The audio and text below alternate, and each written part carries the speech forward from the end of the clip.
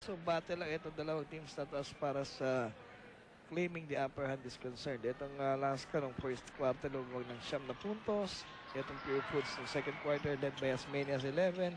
Ngayon Alaska's turn naman para tumikin ng driver's seat. Here's Ralimi. Wow! Drop pass para kay Villanueva. Very awkward looking yung pasa na yun no?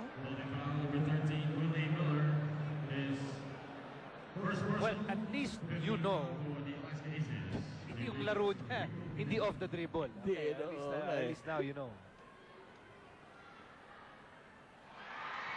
The Calape veteran making the first free throw. No other PBA player can boast of having played in Calape 3 times. Ah, ganun ba? out of 4.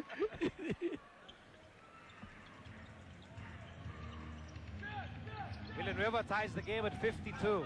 3:43 remaining dito sa third quarter.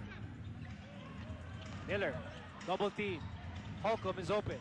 Holcomb fakes, drives, passes off. A miss. And Holcomb gets it, and he will miss. Here's Ognatan, and he loses the ball. Masipag lang talaga sa rebound sa itong Alaska. Here's Simon, all the way. Foul! And Peter Johnson, every time Alaska leads, siya ang magpapabalik sa game. Yeah, that was a one-man spectacular by Peter John Simon. He got the loose ball, he spun, he drove, he saw, he conquered. And he's gonna add. Wow, may kasama pang foul. Willie Miller ang may salarin. Yung nakumpleto. And it's a 3-point lead para sa Pure Foods, 55-52. Simon now with 11 markers. Parang 1 of 4 locals ng Pure Foods averaging double figures at nakuha na ni Simon yung kanyang quota. Averaging 11 points a game yan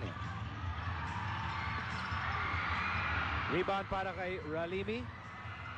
Ralimi with 7 rebounds in his PBA debut. And Villanueva bullying his way through. Hey.